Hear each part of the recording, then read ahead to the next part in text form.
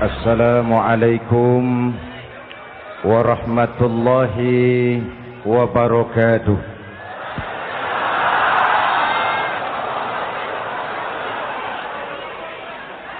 Alhamdulillahillazi anzalal Qur'an hudan linnasi wa bayyinatin minal huda wal furqan. Wassalatu wassalamu ala asyrafil anam wa ala alihi wa ashabihil kiram, amma ba'du. Saudara-saudara hadirin yang saya hormati, yang berbahagia,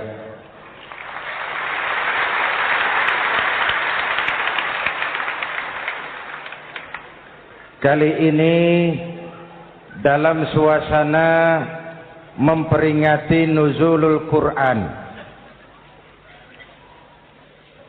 setiap penganut agama mempunyai kitab-kitab yang suci atau dianggap sebagai suci. Semua agama. Orang Nasrani punya kitab Injil. Orang Yahudi punya kitab Taurat. Orang Hindu punya kitab Weda. Orang Buddha punya kitab Tripitaka. Pengikut Konghucu punya kitab Tao Te Ching. Orang Majusi pengikut Zoroaster punya kitab Zen Avesta. Orang kebatinan punya kitab Serat Centani, Hidayat Jati, atau Darmo Gandul.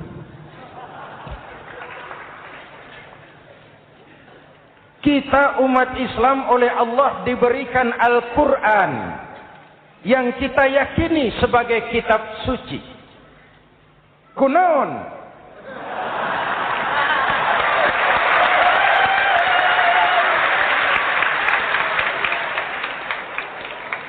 Apa kunaon itu? Kenapa sih kita yakin Quran itu kitab suci? Pertama, ajarannya sesuai dengan fitrah manusia. Suatu kitab dinamakan suci kalau konsep ajarannya sesuai dengan fitrah. Contoh, ini laki-laki ini seneng nggak sama perempuan? Normal. Kalau nggak seneng saya ragu-ragu. Perempuan seneng nggak sama laki-laki?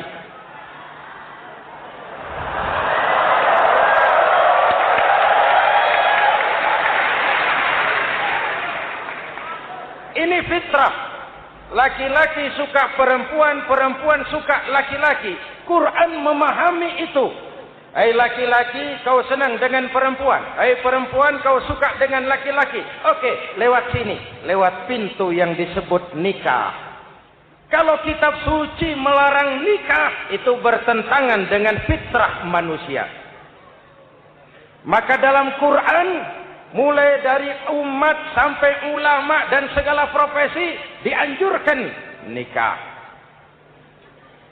Kalau kiai tidak boleh nikah, saya pilih mengundurkan diri, Pak.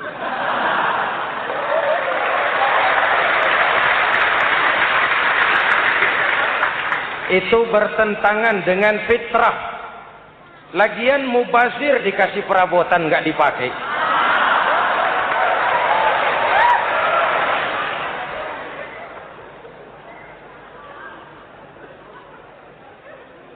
Fitrah. Contoh lagi, manusia perlu makan. Kalau ada kitab suci menyuruh puasa terus dari pagi sampai sore, sampai malam, sampai pagi lagi, eta teh kitab gelo.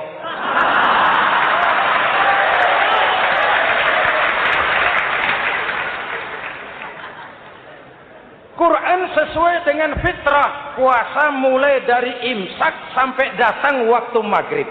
Puasa ngebleng Dari pagi sampai sore sampai malam merusak kesehatan. Malam berpuasa boleh bergaul dengan istri. Kenapa? Fitrah. Kalau siang tidak boleh, malam tidak boleh, sebulan penuh panas kepala.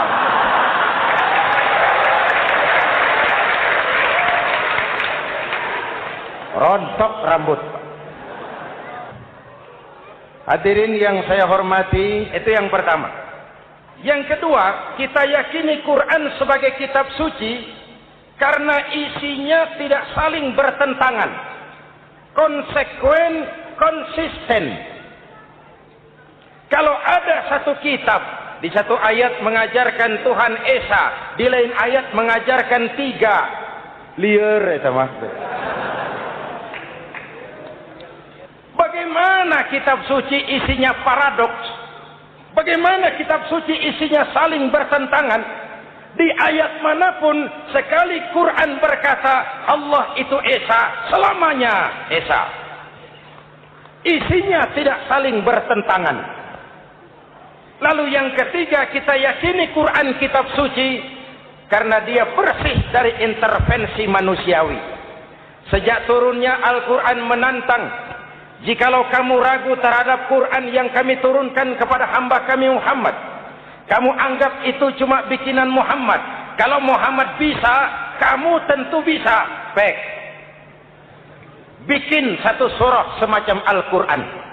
14 abad yang lalu tantangan ini turun dan sampai malam ini belum terjawabkan. Pak, barangkali tidak ada yang mau coba. Banyak. Antara lain Musailamah Al-Kazzab. Dia mencoba membuat menandingi Al-Quran. Dia buat satu surah namanya surah Al-Fil. Bunyinya begini, bikinan Musailamah. Al-Fil, wa mal-fil, wa ma adraka mal-fil, lahu khurtumun tawil, wa lahu zail. Sudah berbentuk syair. Isinya apa? Al-Fil, gajah. Wa mal-fil, apakah gajah itu? Wa ma adraka mal-fil, tahukah kamu apa itu gajah? Lahu khurtumun tawil, dia punya belalai panjang. Wa lahu zail, dan dia punya ekor. Enggak usah turun ayat begituan, orang tahu.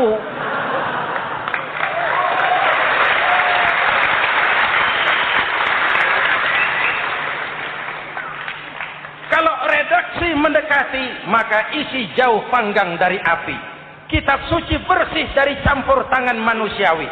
Maka Al-Quran, ke bahasa apapun dia diterjemahkan, naskah aslinya tetap ikut. Dia boleh diterjemahkan ke bahasa Sunda, bahasa Jawa, bahasa Padang, bahasa Inggris, bahasa Jerman, bahasa Belanda. Naskah aslinya tetap ada. Kenapa? Bahasa ke bahasa perbedaannya sering frontal. Kalau dari gelas menjadi gelas, eta mah caket. Dari lamp menjadi lampu, itu masih serumpun. Tapi cokot Sunda dengan cokot Jawa, itu jauh bedanya.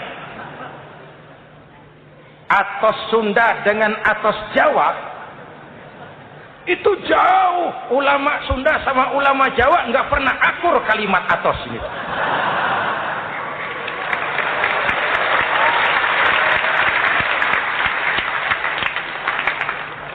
Inilah kebenaran janji Allah. Inna nahnu nazzalna dzikra wa inna lahu lahafizun.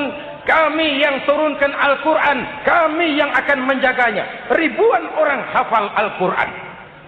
Lalu apa pesan-pesan misi utama Al-Quran?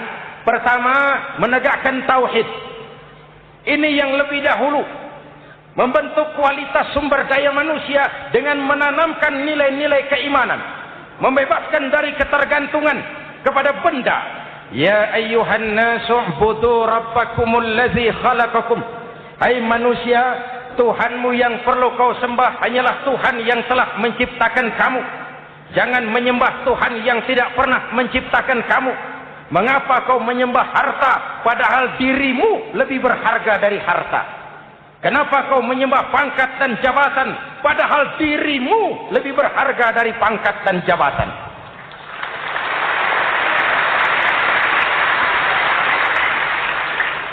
Diajak rasio berpikir, Tuhanmu yang perlu kau sembah hanyalah Tuhan yang menciptakan kamu.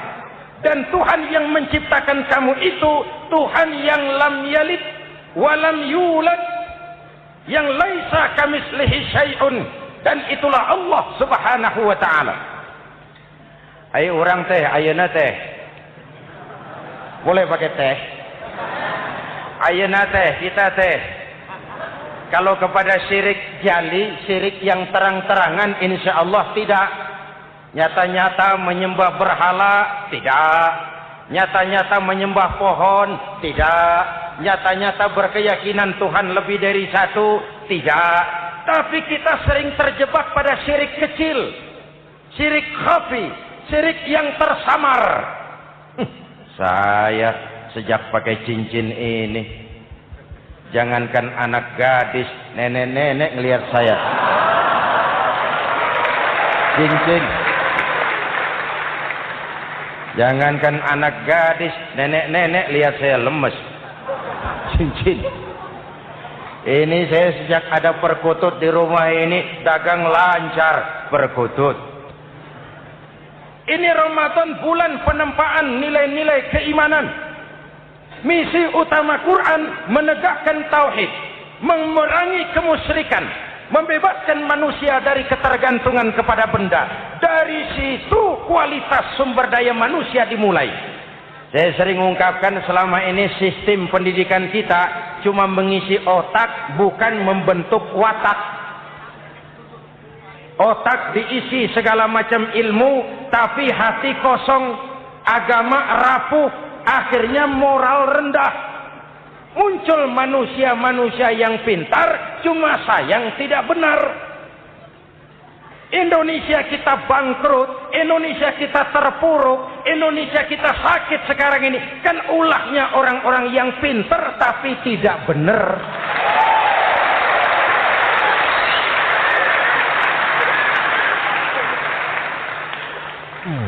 Presented by the Integral CJ's Management.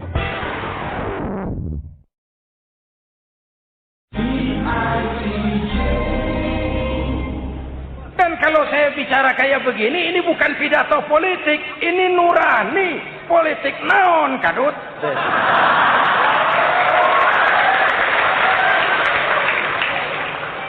Ini nurani, ini tanggung jawab sebagai anak bangsa.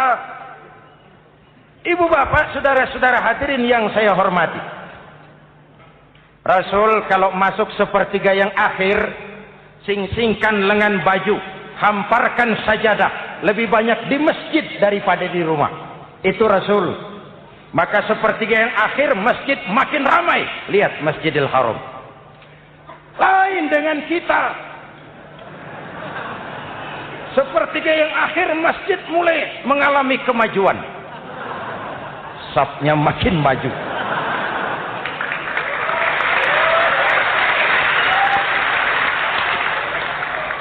Pasar ramai, terminal beludak. Padahal sepertiga yang akhir itu puncak. Padahal di situ nilai tambah. Dan anggap ini Ramadan terakhir yang diberikan Allah kepada kita. Kenapa? Memang tidak ada jaminan tahun depan ketemu Ramadan lagi.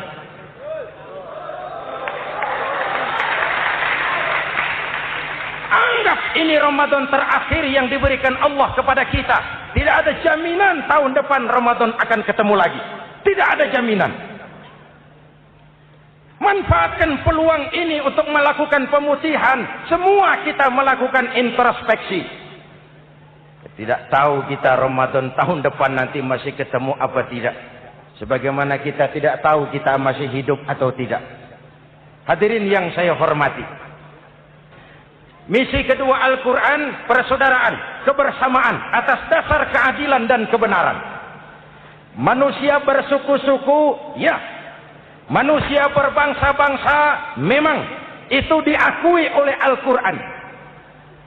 Inna khalaqnakum min dzakari wa untha wa ja'alnakum syu'uban wa qabaila. Kami ciptakan kamu dari laki-laki dan perempuan. Kami jadikan kamu bersuku-suku dan berbangsa-bangsa. Apa tujuannya? Agar kamu saling mengenal satu dengan yang lain. Persaudaraan, kebersamaan atas dasar keadilan dan kebenaran. Yang terlepas dari ras. Dari manapun orang datang, apapun warna kulitnya, dari suku apapun ia dilahirkan, kalau akidahnya sama, itu kan saudara kita.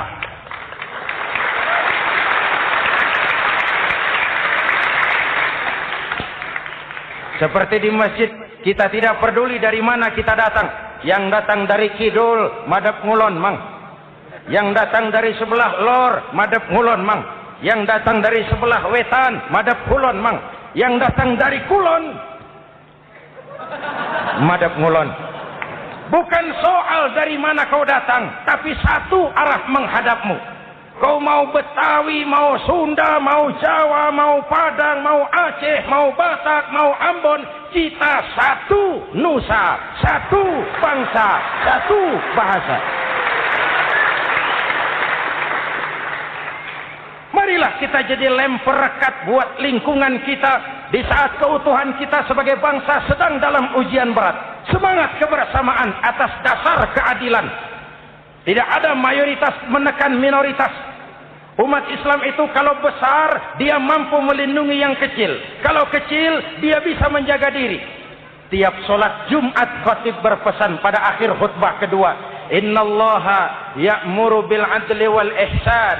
Innallaha ya'muru bil adli wal ihsan. Allah memerintahkan kamu menegakkan keadilan dengan argumen, bukan dengan sentimen. Mengajak, bukan mengejek.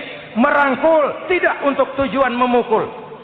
Kalau sebagai bangsa kita utuh, kompak dan bersatu, saya yakin kita akan bisa mengatasi kesulitan-kesulitan sekarang ini.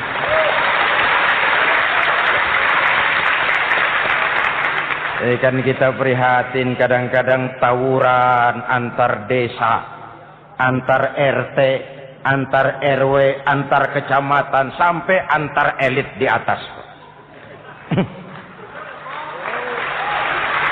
Makanya saya ulang lagi pesan ini. Kalau elit di atas tawuran, jadilah penonton yang baik. Saudara-saudara kaum muslimin yang saya cintai, kita prihatin. Kita seakan tercabut dari akar budaya kita sebagai bangsa. Kenapa kita yang berfalsafahkan Pancasila? Kenapa kita yang berketuhanan yang Maha Esa tiba-tiba jadi beringas dan brutal? Ada maling ayam ketangkap, disiram bensin, dibakar hidup-hidup. Kok kita bisa begitu? Street justice, pengadilan jalanan mulai tegak. Iyalah kita tidak puas dengan kerja aparat kita, tapi jangan main hakim sendiri. Ini negara, bukan hutan.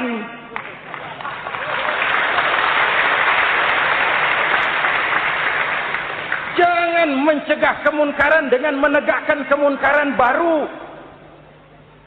Oleh hal-hal yang sepele, yang mestinya kita bisa mencari jalan keluar dengan baik. Ayo, luruskan saf, rapatkan barisan, satukan langkah, tautkan hati. Kita satu umat yang satu, diikat oleh Al-Quran. Hanya dengan kebersamaan kita akan mampu menata hari esok yang lebih baik atas dasar keadilan dan kebenaran. Dulu Muhammad Toha teriak takbir ngadepi Belanda. Bung Tomo teriak takbir ngadepi Belanda. Ayeuna takbir ngadepi batur sadulur salembur. Nanaonan.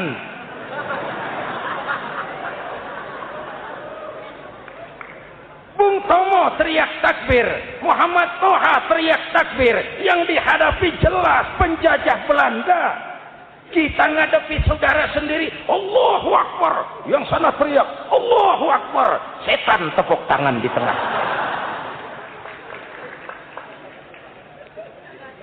Yuk, kita rukun yuk. Kita kompak yuk. Kita bersatu yuk. Kita pulang yuk.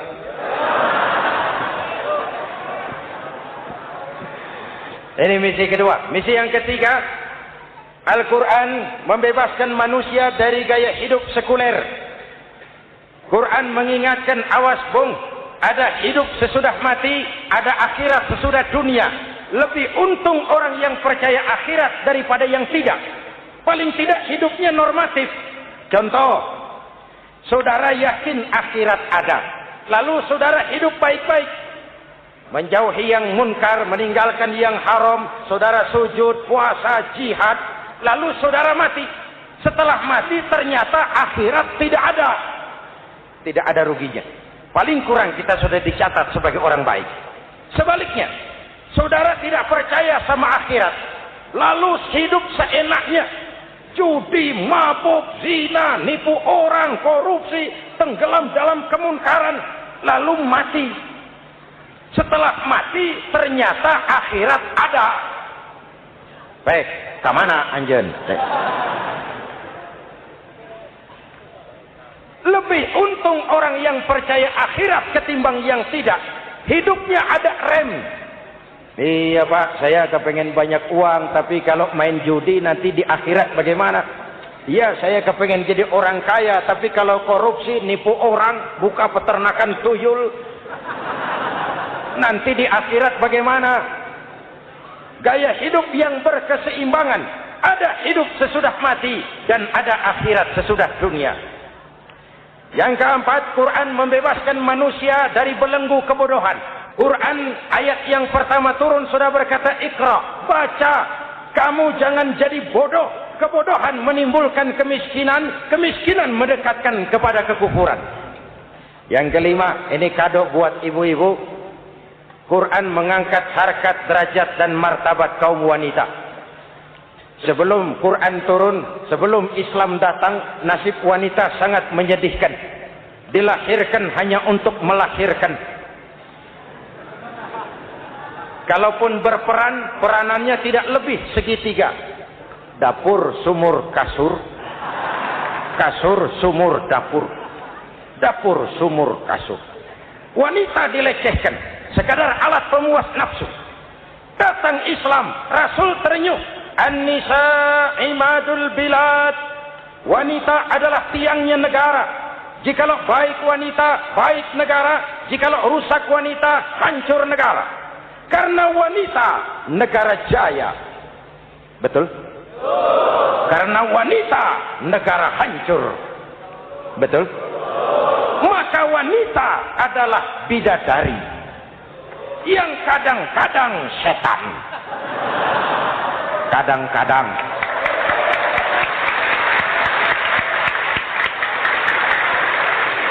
Ini yang hadir di sini bidadari semua.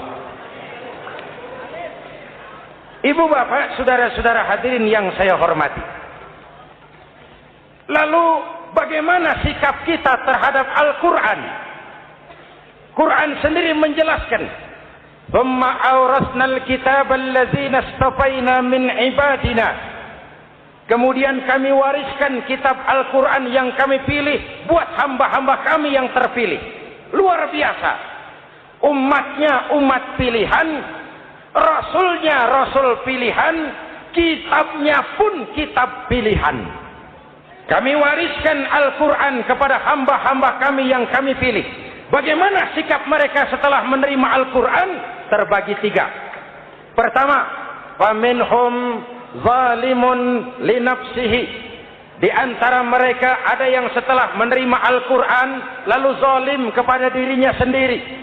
Diterimanya Al-Quran dengan lidahnya, tapi ditolak dengan perbuatannya. Mulutnya menjunjung Al-Quran, perbuatannya menginjak Al-Quran. Quran bilang ke barat, dia pergi ke timur. Quran bilang ke selatan, dia berangkat ke utara. Quran bilang haram, dia terjang. Quran bilang halal, dia tidak mau. Orang seperti itu tidak zalim kepada Allah, tapi zalim kepada dirinya sendiri. Apa kalau kita tidak sholat, Allah rugi? Apa kalau kita tidak bayar zakat, Tuhan bangkrut? Apa kalau sedunia tidak ada yang sujud, Tuhan berhenti jadi Tuhan? Kita mau lakon apa, Allah tetap Allah. Kau mau jadi orang baik-baik, mau jadi bajingan paling tengik, mau jadi orang soleh, mau jadi orang salah, Allah tetap Allah. Kita hanya zalim kepada diri kita sendiri. Ini kelompok pertama, menerima Quran dengan ucapannya, tapi menolak dalam perbuatannya. Mudah-mudahan kita yang termasuk golongan ini. Amin. Yang kedua, wa minhum muqtasid. Di antara mereka ada yang menerima Quran 50-50. Separuh-separuh. Yang enak dilaksanakan, yang berat ditinggal. Padahal pada sisi lain Quran mengajarkan masuklah ke dalam Islam secara total. Kafah, jangan separuh-separuh. Ini watak munafik. Kalau dilihat Islam menguntungkan, rame-rame teriak Islam. Ketika diminta berjihad, diminta berkorban, diminta zakat, rame-rame mengundurkan diri. Saya bangkrut Pak, saya miskin Pak, saya pailit Pak. Mental itu dalam awal-awal Baqarah dijelaskan. Kullama adha'a lahum masyaw fi wa idza azlama alaihim qamu. Kalau terang mereka berangkat, kalau gelap mereka mandek. Itu ciri orang munafik beragama. Kalau Islam menguntungkan, rame-rame teriak Islam. Ketika diminta berjihad, berkorban, berjuang, rame-rame mengundurkan diri. Muqtasid. Golongan yang ketiga, ini yang ideal. Wa minhum sabiqum bil khairati biiznillah. Di antara mereka ada yang setelah menerima Al-Quran, lalu berlomba-lomba mengamalkannya. Berlomba-lomba melaksanakannya. Jangan sampai yang baca Quran dengan suara merdu dapat piala, yang mengamalkan Quran dengan konsekuen dapat penjara.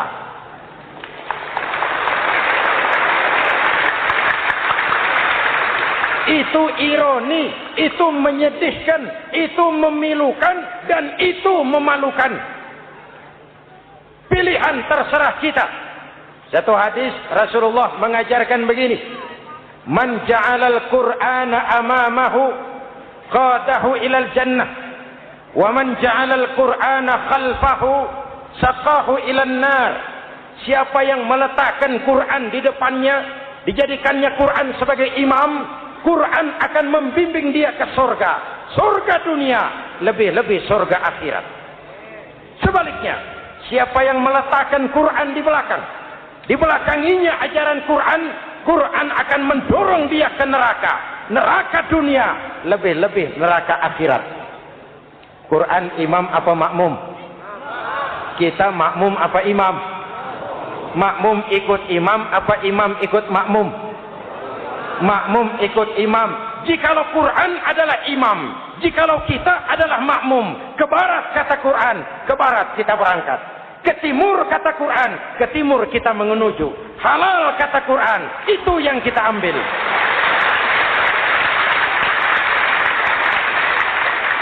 Mari kita jadikan Ramadan sebagai bulan di mana sedikit demi sedikit kita berupaya kembali menjadi generasi yang Qurani. Rasulullah pernah ditanya, kalau Tuhan wafat ya Rasul, kemana kami minta nasihat? Aku tinggalkan kamu dua nasihat. Satu yang diam saja, satu yang bisa bicara. Yang bisa bicara apa ya Rasul? Al-Quran. Minta nasihat Quran. Yang diam saja apa ya Rasul? Maut. Dalam hidup ada dua nasihat. Nasihat yang bisa bicara, Al-Quran. Nasihat yang diam saja, maut. Mau dagang, minta nasihat Quran. Mau bertetangga, minta nasihat Quran. Itu nasihat. Nasihat yang kedua, diam saja, tahu-tahu datang maut. Makanya anggap ini Ramadan terakhir yang diberikan Allah kepada kita. Karena tahun depan tidak ada jaminan kita bertemu Ramadan. Manfaatkan 10 yang akhir untuk meningkatkan nilai ibadah kita kepada Allah Subhanahu wa taala. Hadirin, kita sudah mendekati akhir, saya akan baca doa. Mari kita Fatihah. Semoga kita semua dalam perlindungan Allah. Ala hadhihi niyyah wa ila hadratin nabi. Al-Fatihah.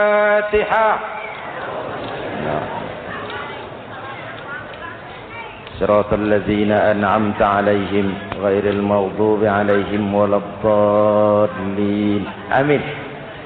Bismillahirrahmanirrahim. Rabbana atina fid dunya hasanah wa fil akhirati hasanah wa qina adzabannar. Wassalamu alaikum warahmatullahi wabarakatuh.